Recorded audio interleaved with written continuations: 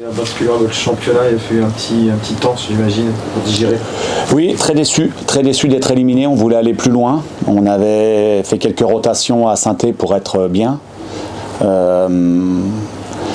On avait une ossature avec pas mal de titulaires récurrents. On avait apporté quelques retouches avec Melvin qui a fait une belle campagne de Coupe de France. On avait mis Marius qui méritait beaucoup aussi. On a mis Ecomier et Yacine. Le reste, c'est des joueurs qui jouaient régulièrement. On s'était qualifié aussi les tours précédents en faisant un peu pareil, en ayant une ossature et des garçons qui étaient là pour montrer des choses et apporter de la fraîcheur. Donc on avait tout fait pour gagner ce match-là. Et on est très déçus. On est très déçus, évidemment, de ne pas être qualifiés. On avait fait la mise au vert, on avait bien étudié, on avait essayé d'avoir un maximum de fraîcheur et de volonté. Et on est déçus d'être éliminés. Très déçus. C'est l'état d'esprit de la première mi-temps qui plombe un peu ce match ?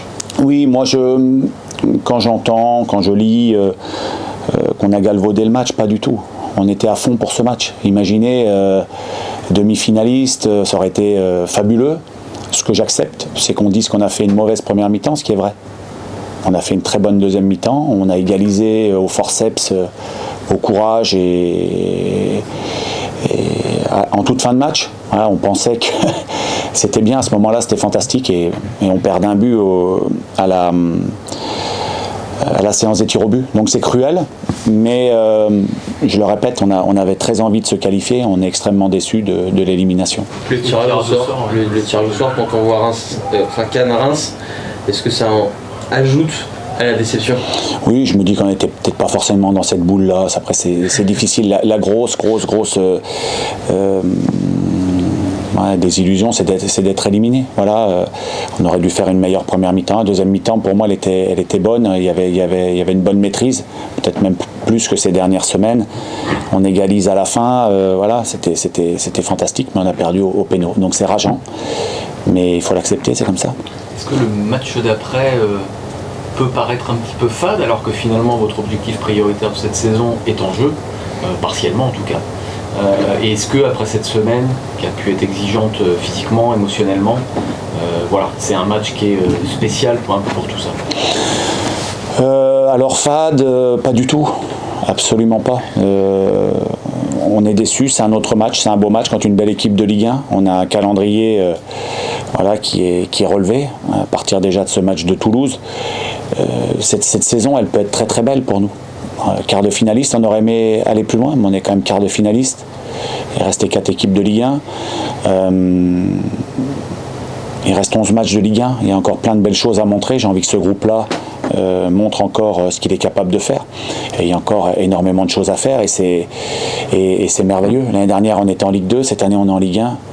Nous, on doit croquer dans ce championnat-là. On est plutôt bien au niveau des points, mais il ne faut surtout pas se relâcher. Je le répète tout le temps et je le répéterai tant qu'on n'aura pas les points qu'il faut. Mais voilà, c'est fantastique de jouer encore. Il reste quasiment 3 mois de compétition, 11 matchs. Il reste encore des belles pages à écrire. Et la semaine, pardon, du coup, sur la partie de la semaine, à quel point elle a été usante, fatigante, et est-ce que tu le ressens en tout cas? Déjà Saint-Étienne, on avait livré un gros match dans le chaudron, on a égalisé à la fin, donc nerveusement ça pompe. C'est pour ça aussi qu'il y a quelques rotations inévitables, même s'il y avait une ossature qui tenait vraiment la route. Tout de suite après, il y a ce match de coupe avec cet ascenseur émotionnel où on est de mieux en mieux au fil du temps. On fait une bonne deuxième mi-temps, on arrive à égaliser dans les dernières secondes et puis on perd. Donc forcément, l'ascenseur émotionnel, il est fort et donc ça coûte beaucoup d'énergie. Mais c'est de mardi à dimanche. Voilà, le soir c'était dur, le lendemain c'était dur, hier c'était dur et puis aujourd'hui voilà, on est sur le match suivant. Est-ce que tu as senti le groupe touché après cette élimination contre Reims, différemment d'après une défaite Oui, j'ai trouvé que le groupe était très déçu parce qu'on avait envie de se qualifier, je le répète encore une fois. Et même si on n'a pas tout fait bien, notamment en première mi-temps, on avait une farouche envie de se qualifier. Et donc le groupe, oui, était extrêmement déçu après le match. Ce match-là est aussi marqué par le match d'Ibrahim Aniane aussi, qui a été, semble-t-il, très touché aussi par ce qui s'est passé. Lilian nous en a bien parlé après aussi, tout à l'heure aussi. voilà, c'est des périodes aussi où il y a le joueur, il y a l'homme qui est touché aussi. Voilà, comment, quand on est coach, comment on vit ça et comment on essaie aussi, j'imagine, d'aider ce joueur qui forcément aussi va être amené à jouer encore. Donc, ouais. Oui, c'est cruel pour Ibra. Ibra, c'est un garçon qui se défonce à tous les matchs. Il a des qualités parce qu'il, sur le devant de l'attaque, il se bat beaucoup, il cale des ballons, il obtient des fautes, il met de la profondeur, il défend beaucoup. C'est un joueur d'équipe, c'est un attaquant qui joue beaucoup pour l'équipe. Ibra, il a aussi une grande qualité. Une autre qualité, c'est qu'il est disponible tout le temps. Et c'est aussi pour ça qu'il est titulaire régulièrement, parce qu'aujourd'hui, Esteban, il est blessé. Celui qui était devenu titulaire au poste, il est blessé. Bamba Dieng, avant le match de Coupe de France, il avait 4 séances en un mois. Donc il ne pouvait pas commencer. Sidiki, il a toujours ses problèmes. Depuis sa blessure qui était longue, il a du mal à revenir, il n'est pas à 100%, donc il n'était pas dans le groupe. Donc Ibé, lui, il a cette capacité toujours disponible à se battre à tous les matchs. Après, on a tous vu, on le sait, il le sait, qu'il a une crise de confiance devant le but en ce moment, où il a loupé des buts qu'il doit mettre. Évidemment, on le sait tous. Partie de ce constat-là, il y a le joueur qu'on doit accompagner, l'homme aussi qui est meurtri, qui était effondré après le match.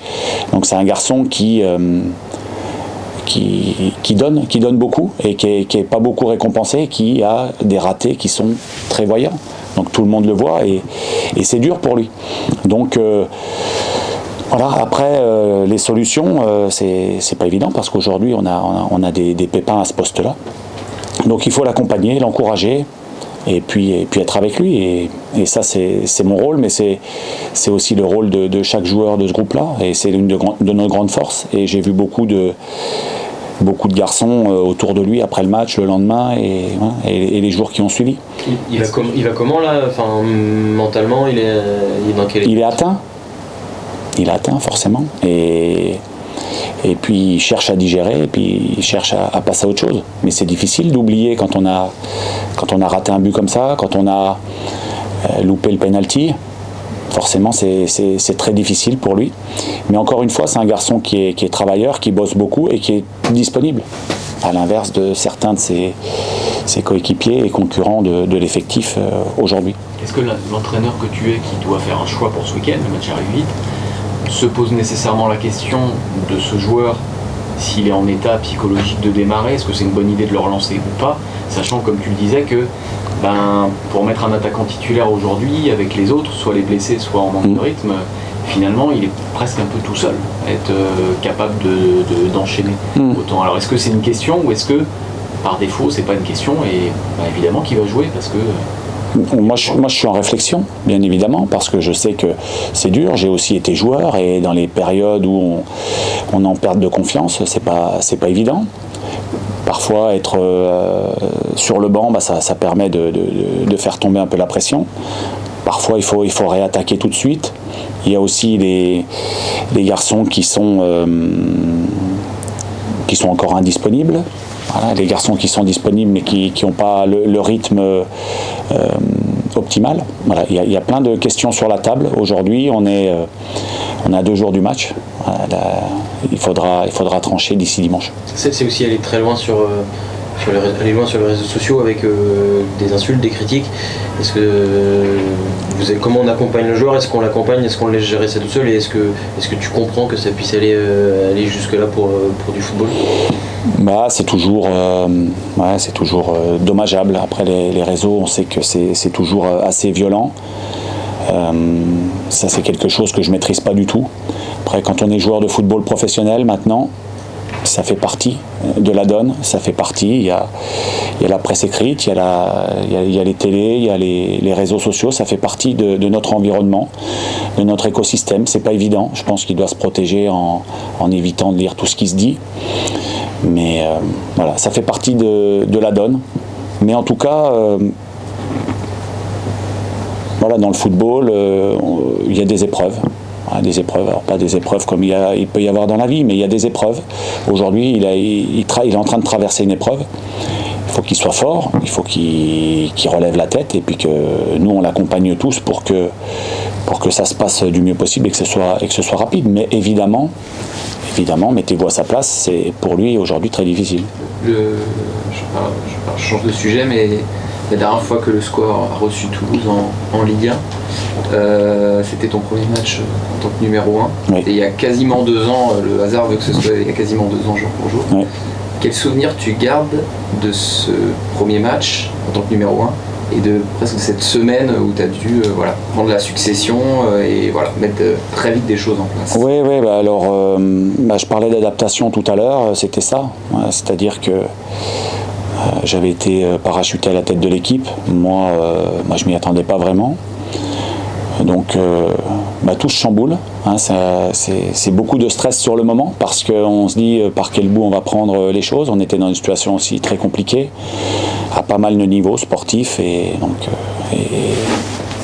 d'autres. Donc après on se lance à corps perdu dans la mission. On réfléchit pas trop et puis on cherche à mettre en place des choses, à rassurer, à être le plus clair possible et puis être combatif. Voilà, comme j'essaye de l'être tout le temps, combatif et puis essayer d'emmener les gars avec soi.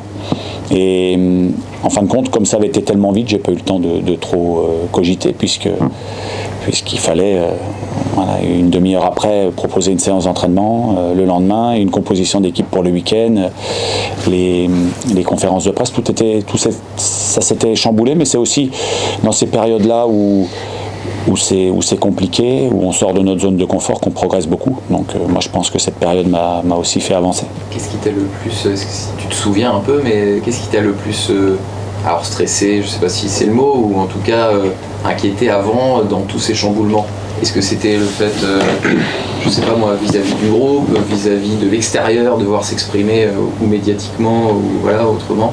Est-ce qu'il y a, il y a des choses où tu t'es dit ça va être un gros changement, quoi? Bon, c'était un peu tout ça, mais c'était surtout le terrain. Voilà, comment on allait faire pour relancer quelque chose, alors que l'équipe était vraiment en grande difficulté. J'étais le 3e entraîneur de la saison. On était quasiment condamnés. Ou alors, pas mathématiquement, mais on était condamnés. Voilà, donc c'était relancer l'équipe. Voilà, quelle équipe, quel système, quels hommes sur qui on s'appuyait, et ça c'était ça le gros de ma réflexion, il était là. Pour revenir à la situation actuelle, tu dis que le groupe était peut-être un peu plus touché que d'habitude après Reims. La digestion, elle passe par quoi? La digestion, elle passe par faire la meilleure fin de saison possible. Voilà, on est en Ligue 1, il reste... Mais dans la semaine à venir, comment on bascule sur Toulouse? Nous, ce qu'on a fait, c'est que les 2 jours suivants, on les a laissés tranquilles au niveau des têtes, pour que ça retombe au niveau des têtes. Donc je les ai prévenus que le lendemain et le surlendemain, on allait décompresser. Voilà, on allait faire des exercices, de l'aérobie, et puis il y avait 2 groupes, un groupe qui avait joué, un groupe qui a un peu moins joué. Donc l'idée c'était de faire travailler en conséquence l'ensemble de nos joueurs, et je leur ai dit qu'à partir d'aujourd'hui, aujourd'hui, vendredi, on allait travailler en se projetant sur Toulouse, et qu'on a laissé derrière ce match de coupe. Pour cette rencontre, Jean-Michel Badian va encore être suspendu. On l'avait en tribune en haut face à Reims. Est-ce que pour ce match, est-ce que finalement d'une faiblesse de ne pas l'avoir sur le banc, vous en faites une force pour qu'il voit plus de choses que communiquer? Oui, alors dans notre fonctionnement, Jean-Michel est à côté de moi sur le banc, et on a nos analystes vidéo qui font les retours en haut, que ce soit Romain ou Félix, et donc on est en relation avec eux. Et là, on inverse les rôles, c'est Jean-Michel qui est en haut, qui communique avec Romain, et c'est Romain qui fait passer les infos. Donc voilà, c'est juste on inverse les rôles. L'arbitre sur M. Stina, qui a vécu un week-end dernier pas simple. Alors je te demande pas ce que t'inspire sa nomination, mais réflexion sur l'arbitrage un petit peu, ça s'est monté sacrément en température le week-end dernier. Là, il se trouve que c'est lui qui va vous arbitrer. Voilà, c'est quoi ton regard un peu sur ces rapports entre les dirigeants, les joueurs et les... C'est lui qui est nommé, moi j'ai pas à commenter ça. Les arbitres, comme les coachs, comme les joueurs, aujourd'hui, on parlait d'Ibra tout à l'heure, on est soumis à une grosse pression. Et ça fait partie de notre métier. Si on ne supporte pas la pression, il faut faire autre chose. Donc voilà, la pression, elle fait partie, la pression des médias, la pression des réseaux, la pression de tout cet écosystème hein, qui est, voilà, où il y a tellement d'enjeux que ça peut monter très très haut, ça peut aller très très loin. Voilà, lui, j'ai vu qu'il avait dit qu'il se sentait prêt à enchaîner, donc c'est qu'il l'est. Moi, j'ai pas commenté le choix de monsieur Sinat pour notre rencontre. Moi, s'il dit qu'il a digéré, il a digéré. C'est comme nous, on doit digérer vite. Lui aussi, ça fait partie de notre métier. Abdoulaye Bamba enchaîne beaucoup ces dernières semaines un poste de défenseur central qui à l'origine n'était pas son poste de prédilection. Si je dis pas de bêtises, c'est toi qui l'as replacé l'année dernière à ce poste-là. Quelle avait été ta réflexion à l'époque? Pourquoi? Comment ça s'est fait?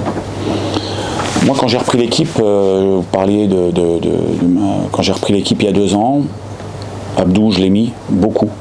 Je ne sais pas sur les 12 derniers matchs combien de fois je l'ai mis, mais énormément, parce que c'était un homme sur lequel j'avais envie de m'appuyer. Au même titre que Pierrick, au même titre que... Voilà. Et il me semblait que le choix des hommes, c'était important. Donc on jouait dans une défense à 3 à l'époque. Et il me semblait que dans une défense à 3, il serait plus à l'aise que Piston, hein, par rapport à l'âge aussi, même si c'est quelqu'un qui est très en forme. Donc je le voyais 3e central. La saison dernière, on était reparti avec 3 centraux, et puis on était repassé à 2. Et je l'avais mis avec Cédric dans l'axe. Et puis si je l'ai laissé, c'est parce qu'il était très bon. On avait fait je ne sais combien de clean sheets en Ligue 2, il était titulaire à ce poste-là. En se projetant sur la Ligue 1, on s'était dit qu'on allait recruter un titulaire. Donc c'était Manu Bioumla hein, qui était prévu pour ça. Il a fait de très bons matchs, il a aussi eu pas mal de pépins. Donc Abdou, à chaque fois qu'on doit faire appel à lui, il est là. Il est toujours prêt parce qu'il s'entraîne très fort, qu'il accepte les décisions qui sont les miennes, donc lui il est toujours prêt. Donc c'est pour ça qu'il joue autant, parce que quand on joue un peu moins, on peut s'entraîner peut-être un peu moins et du coup on n'est pas performant quand on rentre, et lui il s'entraîne toujours à fond, tous les jours, donc c'est pour ça que ça lui permet de répondre présent aussi souvent. Une question sur Lilian que vous voir aussi, notamment sur sa capacité à très bien entrer dans les matchs. Et il l'a encore montré contre Reims, il le montre souvent, en plus on a des stats en plus de ses performances. Voilà, c'est toujours intéressant d'avoir, tu l'as fait beaucoup démarrer aussi récemment, mais c'est aussi intéressant d'avoir chez un joueur cette qualité-là, de bien rentrer dans les rencontres aussi. Oui, il a une faculté à bien rentrer dans les rencontres, Lilian. Peut-être qu'il se pose moins de questions qu'au départ des matchs. Mais c'est vrai que c'est quelqu'un qui est impactant. Donc c'est quelqu'un qui est polyvalent aussi.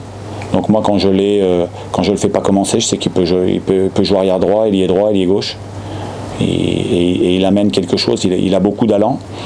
Donc c'est vrai que c'est un joueur précieux, c'est un joueur qui va avoir 25 ans, qui a 25 ans, mais qui est encore très jeune, parce qu'il n'a pas beaucoup joué, il a mis du temps à vraiment sortir du centre de formation.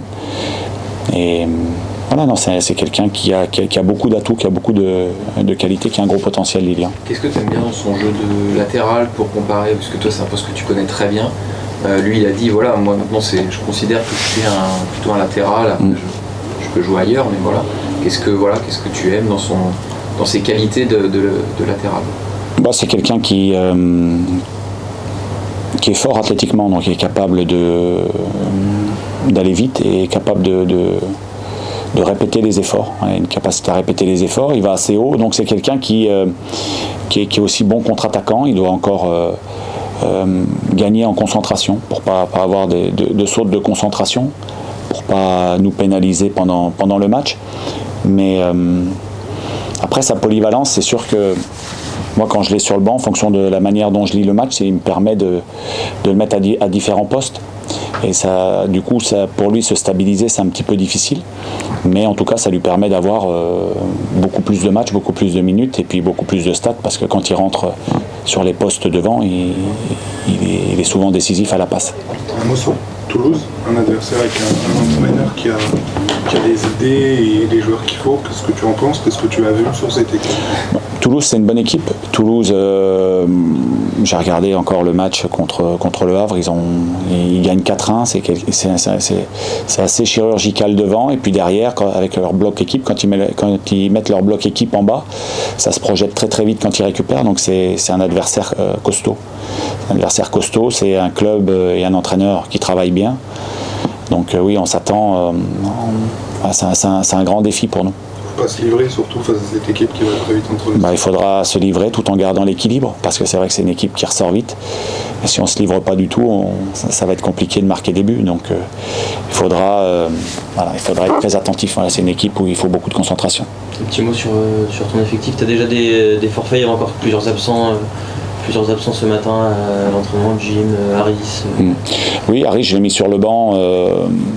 Parce que j'aime beaucoup Yacine Beldim, et puis Harris, quand il enchaîne, il fait toujours au moins 12 km, on jouait 2 jours après. Et puis Harris, il a mal à une cuisse, il joue diminué depuis déjà 2-3 matchs. Donc je ne pouvais pas le faire commencer mardi, c'était pas. Et là, je me demande si je vais pouvoir le faire commencer dimanche, parce qu'il est encore très gêné. Donc voilà pour Harris. Après pour Jim, il a pris une béquille sur la cuisse qui est très douloureuse. Donc aujourd'hui il a bien travaillé en salle, demain il devrait faire la veille de match, mais point d'interrogation sur lui aussi. On a Sidiki Chérif qui n'arrive pas à se remettre de ses gènes, c'est plus des gènes que des grandes douleurs, mais il ne se sent pas à 100%, donc il sera aussi sur le côté. Donc voilà. Et puis Esteban qui va beaucoup mieux, mais ça risque d'être trop juste pour ce week-end. Donc voilà, on doit faire avec ces contrariétés-là. Carlens Sarkus, il y a pas eu de contre-coup, de choses comme ça, pression? Non, Carlens, voilà, il a récupéré le groupe depuis une grosse semaine maintenant. Voilà, il est à la recherche de son plein potentiel. Il avait été très bon avant sa blessure. Voilà, là, il faut qu'il retrouve le bon rythme. Et Marius, tu disais qu'il avait bien mérité de démarrer son match. Voilà, il y a une belle évolution, on en parle un petit peu mardi, je crois, qu'est-ce que tu as pensé de son match et de son évolution. Ouais, moi, je trouve qu'il a fait un match sérieux, je trouve qu'il a fait un match intelligent. Il ne s'est pas dispersé, il a bien fermé son couloir, il est monté quelques fois, et dans l'apport offensif évidemment qui serait en capacité d'apporter encore plus, ce qu'on voit à l'entraînement tous les jours. Mais là, évidemment qu'avec son intelligence, il s'est dit je vais bien déjà défendre et puis je vais bien relancer. Et il aurait pu aller un petit peu plus haut, mais ça c'est aussi tout à fait logique. Et je le mets là aussi parce que Lilian, je voulais le garder en impactant sur le banc. Et puis pour moi, Carlens Sarkus n'était pas prêt encore. Donc ça me permettait aussi de le mettre sur un match qui était un bon match à jouer, et j'ai vu qu'il était à la hauteur. J'oublie pas non plus qu'il peut jouer dans le milieu de terrain. Le milieu de terrain, c'est très fourni chez nous. Donc comme il évolue sur le côté souvent, voilà, ça nous a permis de le voir, et moi j'étais content de ce que j'ai vu. Un petit mot sur la disparition du Tour FC, un club où tu as joué, tu as entraîné. Qu'est-ce que ça t'inspire? Ça m'inspire que c'est toujours des cycles dans le football. J'espère que Tour FC va revenir. Moi j'ai vécu de très belles années là-bas. J'ai fini ma carrière de joueur là-bas. C'était une très belle période avec des grands joueurs à l'époque. J'avais été en reconversion aussi là-bas. Donc c'est un club qui m'a apporté beaucoup. C'est vrai que je suis très peiné de le voir tomber, mais voilà. Et souvent ces clubs-là, ça repart. Donc j'espère que ça va réussir à repartir à un moment. Merci. Merci.